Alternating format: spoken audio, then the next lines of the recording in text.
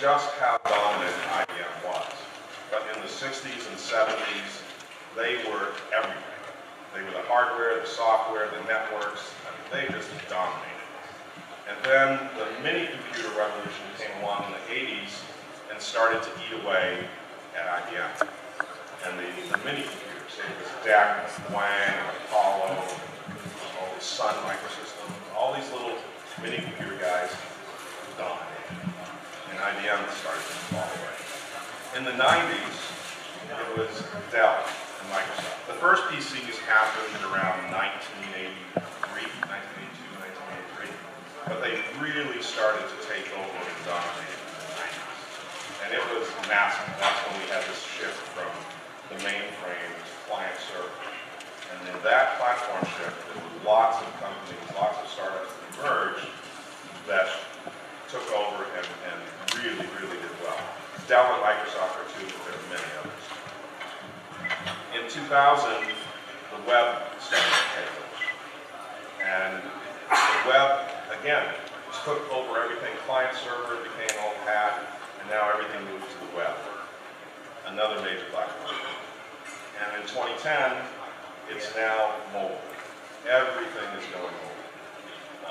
Now, the real mobile revolution started around 2007, but 2010 and beyond is where it's starting to dominate.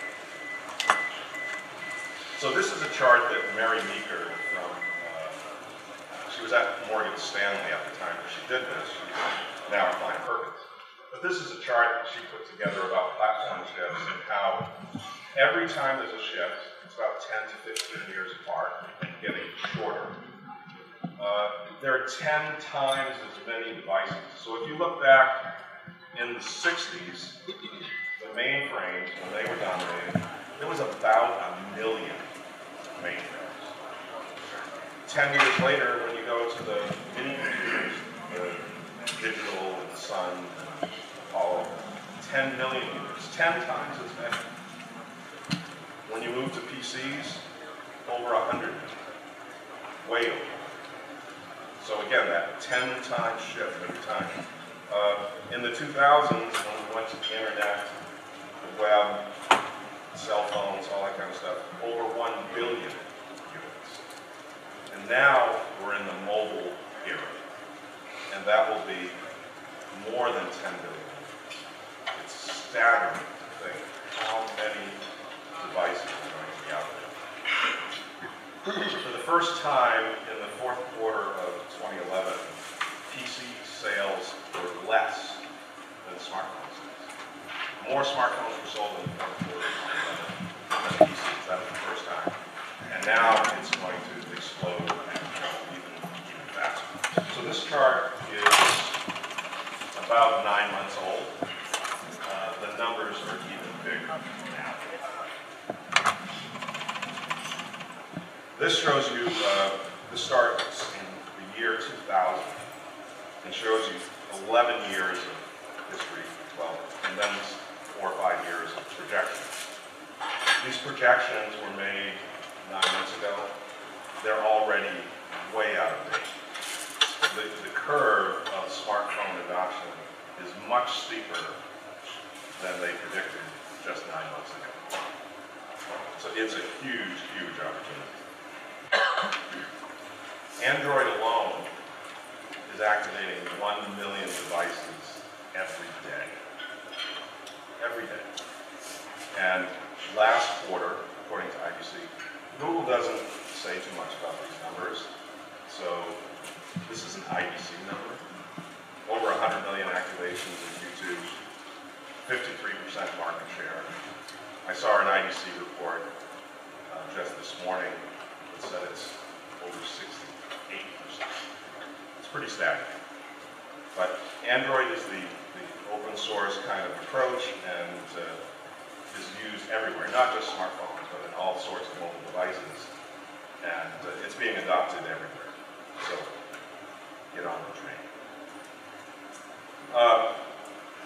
As big as this is, we're still very, very early when you compare how many smartphones there are to how many feature phones. So there's still a lot left to do. As big as it is now, there's still a lot more to come. Feature phones, 5.5 to 6 billion phones. There's a huge opportunity there. I want to go back to that for a minute. You've heard of the digital divide, right? That's the people who have computers, the people who don't, right? So there's this economic divide of people who have access to technology because they can afford a computer. And computers are expensive. So that digital divide has been pretty large in some areas of the world. It's getting smaller and smaller and smaller. And the reason is that a smartphone today is more powerful, has better access, and is far cheaper than a PC. So we're going to get to the point where everyone can afford a smartphone everywhere in the world, and that digital divide will close. Everyone will have access to the same information that we have. I think that's a pretty exciting development. We've been working on this for 20 years, and we're getting to the point now where there will be no digital divide. Everyone will have the access that we have. This is another sort of projection that compares smartphone sales to feature phone sales. Again, 9 months ago, and this is already out of date by quite a bit. This curve for smartphones is much steeper than is shown here.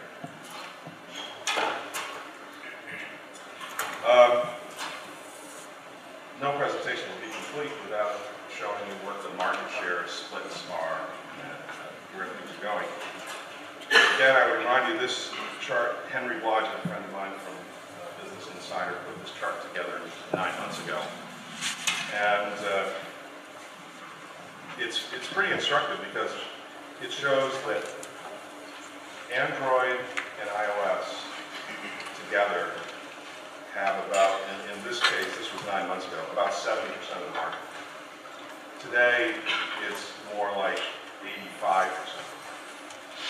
So when you're making platform choices about where to develop applications, once you get beyond Android and iOS, it's pretty difficult to justify spending the extra money to develop an application for another platform.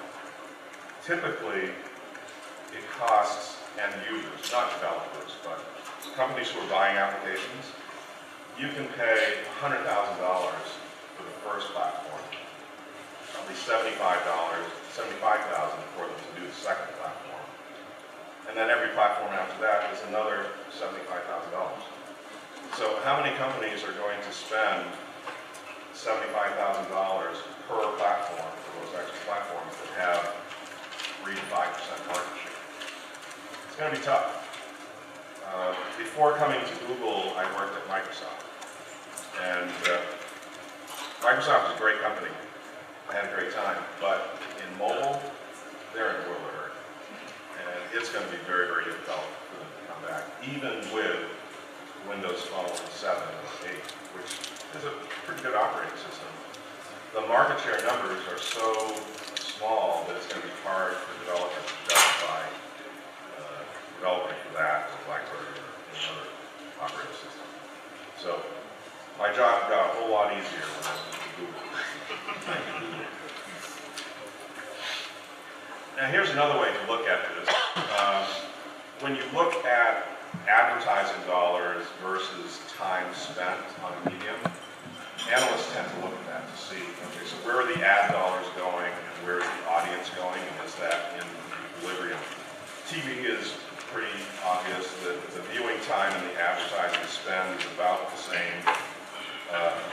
Print is way out of line.